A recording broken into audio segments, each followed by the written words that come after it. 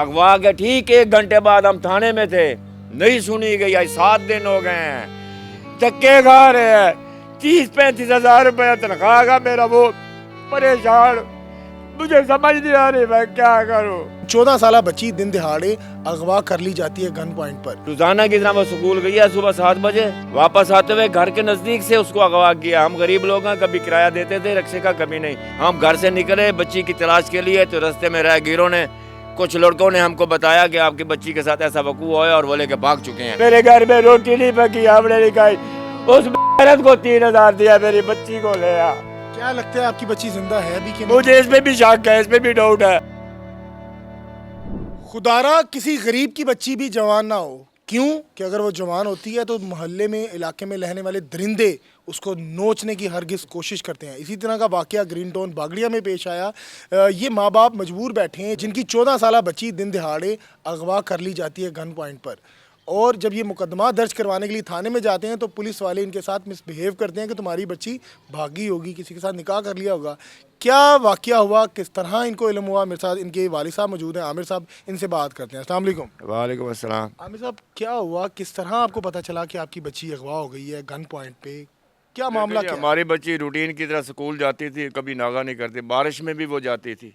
अगर हम नहीं भेजते थे ना, रो पड़ती थी। उसको पढ़ने का इतना शौक था, बहुत शौक था उसको पढ़ने का।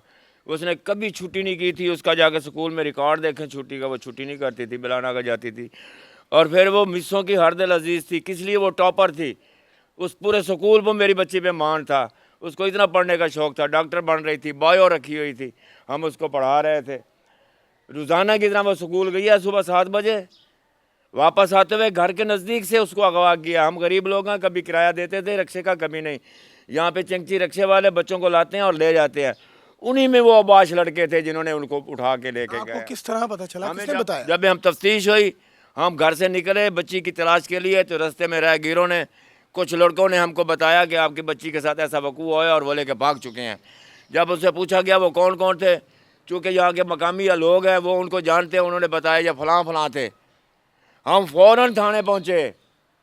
अगवा के ठीक 1 घंटे बाद हम थाने में थे, नहीं सुनी गई। आज 7 दिन हो गए हैं, धक्के खा रहे हैं। 30-35 हजार रुपया तनख्वाह का मेरा, वो परेशान, मुझे समझ नहीं आ रही मैं क्या करूं। कहाँ जाओ, कहाँ से कर्जा उतारूं, कहाँ इनके पीछे। इनसे रेटी डलवाई है, औरत को 3000 रोटी का दिया। मेरे घर में हांडी नहीं पकी, मेरे घर में रोटी नहीं पकी, हमने नहीं खाई, उस औरत को 3000 दिया, मेरी बच्ची को ले आ। वापस दिया मोहम्मद साहब को। वापस आके कौन है? मोहम्मद हुसैन तफ्तीशी अफसर है। 3000 लिया, 3000 रोटी का उसकी जेब में डाला, मैं मेरी बच्ची को ले आ। हमने कुछ नहीं खाया, उस औरत को दिया।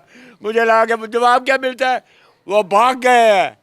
ये जवाब है मेरे सामने, वो भाग गए। एक बाप को तू कह रहा है। फिर चुभते हुए सवालात करते हैं, इतने गंदे गंदे सवालात करते हैं। खुदा किसी की बेटी का दुख किसी बाप को ना दे। अगर की होती ना इजाज़त, खुदा की कसम, मैं अल्लाह की कसम उठा कहता हूँ, मैं जाता। मगर हमें खुदकशी करने की ऊपर वाले ने इजाज़त ही नहीं दी। ऊपर वो जीने नहीं देता, मरने नहीं देता, नीचे ये जीने नहीं देते। क्या करे बताएं, किसी के पास जवाब है इस बात का? अल्लाह भी ये कहता है नहीं मरना, ये कहते हमने तुमको जीने नहीं देना, हम तुमको भूख से मारेंगे, इज्जत से मारेंगे, जिल्लत से मारेंगे। अब मारो यार, कितना मार सकते हो, ऊपर वाली ज़ात है, ओ हुक्मरानो, मैं क्या करूं? मरियम नवाज कहती है कि वो अपनी रियाया में इंसाफ करता था। अल्लाह ने उसको इसलिए पकड़ा क्योंकि उसने शरीक बना लिया था अपने आप को। ओए खुदा के वास्ते इंसाफ तो सही करो। क्या लगता है आपकी बच्ची जिंदा है भी कि नहीं? मुझे इसमें भी शक है, इसमें भी डाउट है। 7 दिन 8 दिन हो गया, बच्ची के को खबर ही नहीं है। क्या पता उन्होंने अपने बचाव की खातिर उसको मार डालो। पुलिस ने रेड की है मुलजिमान के घर? की है, मगर यहाँ नहीं, यहाँ तो ये है ही नहीं। मैंने अपने शौहरे से अपने बेटी की तफ्तीश कराई, अपने लोगों को छोड़ा, लड़कों को छोड़ा। उन्होंने पता करके आए आगे रिट, जब ये डेट पे जाने लगे, मेरे 2 बार लड़के साथ थे। इन्होंने जाके मौके पे बताया वो है, भागने दिया, पुलिस ने पकड़ा नहीं पकड़ा। वो उनकी आंखों के सामने भाग गया। नहीं पकड़ा। उस लड़के की माँ मिली, छोड़ दिया। वो चोरी का रक्षा जिस पे लेके भागे हुए थे पास खड़ा था, वहां डेरे पे आदमी था, उसको पकड़ा, नहीं पकड़ा। अच्छा मुझे बताइएगा कि और उसको बच्ची की वो कहता क्या है कि मैंने उनको पकड़ना जिनके नाम तफ्तीश में दर्ज हैं, इसके अलावा किसी को नहीं पकड़ना। और भाई तू इनको पकड़ेगा वो सामने आ जाएंगे, ये उसके घर वाले हैं। अब मैं पूरे घर वालों को क्या नामजद कर दूं? कहते 4 आदमी नामजद करो, मैंने किए, अब मैं कितनों को करूं? अगर उस वोट में एक भी तुमको नहीं मिलता, जो उनके मिलने वाले हैं उनको पकड़ो, वो खुद आएंगे।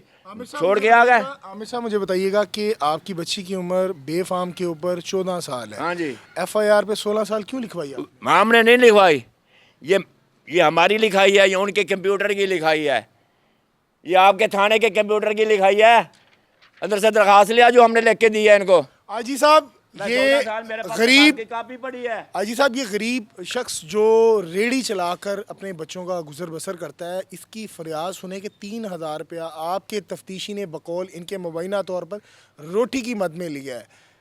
हानि लगेगी? दरखास्त लिखने का 500 दिया है, दरखास्त लिखने का। मांगा क्या आपसे?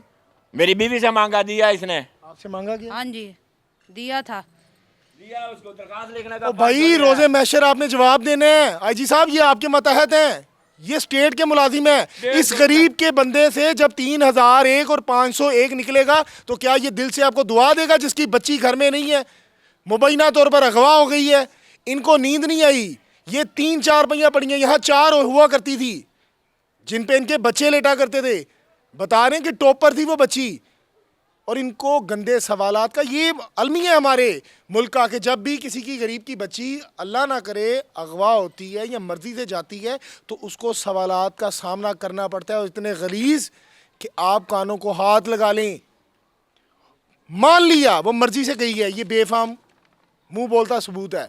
आपकी अदलिया कहती है कि नाबालिग बच्ची जो है वो अपनी मर्जी नहीं कर सकती। और भाई बच्ची बरामद किसने करनी है? तफ्तीशी ने करनी है। वैसे आप एक दिन में तमाम मामलात कर लेते हैं। आपके जो मुलाजिम है ये गलियों फिर में तो करते रहते हैं गश्त, ये काम तो कर नहीं पाते। मेरी बहन मुझे बताइएगा कि मुझे पूछना तो नहीं चाहिए इस तरह का सवाल, बच्चियां जो होती हैं, बच्चे जो होते हैं वो माँ की आगोश में रहते हैं। आपको कभी कुछ नज़र आया हो, कभी बच्ची ने बताया हो कि मुझे कुछ लड़के तंग करते हैं या मैं किसी को पसंद करती हूँ, या इस तरह के कोई भी मामला? नहीं भैया बच्ची ने कभी कोई ऐसी बात ही नहीं की। बच्ची को मैं खुद अगर एकेडमी जाती हूँ, मैं छोड़ के आती हूँ, लेके आती हूँ। पर्सनली मैं ड्यूटी बच्चियों पे इतनी देती हूँ ना कि सिर्फ स्कूल टाइम की मेरी मजबूरी ये बन जाती है, मैंने काम पे जाना होता है। बच्ची को सुबह रक्शे पे बिठा के आ जाती हूँ, बच्ची आते हुए खुद आती है। याद आती है बच्ची की? यकीन माने दिल करता है मैं उसको कहीं ना कहीं से ढूंढ के ले आऊँ, अगर मेरे बस में हो तो। मैं तो यकीन माने उस दिन के धक्के खा रही हूँ। पुलिस वाले कहते हैं बच्ची को लाके क्या करोगी बाजी, आएगी तो निकाह कर देना, ऐसे कर देना, ऐसी ऐसी बातें करते हैं कि मैं आपको क्या बताऊं। उधर लड़की को गोली मार देनी चाहिए।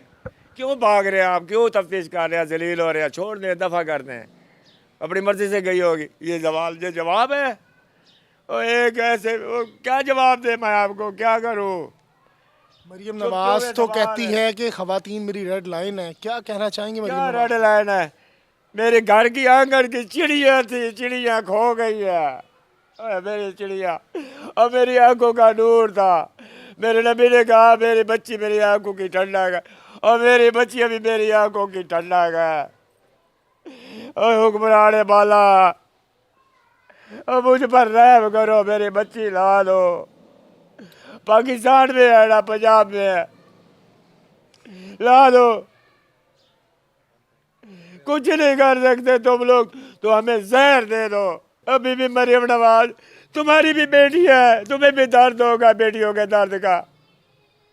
अब मैं बाप हूँ, मेरा दर्द को पहचान, और अपनी बेटी का दर्द समझते हुए मेरे दर्द को पहचान।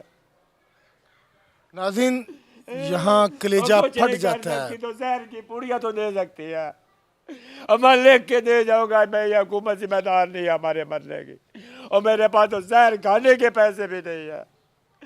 कसम खुदा की, अगर खुद कशी जायज होती ना, मैं अपनी फैमिली के साथ जहर खा के जाता। जीने से बहुत अच्छी थी।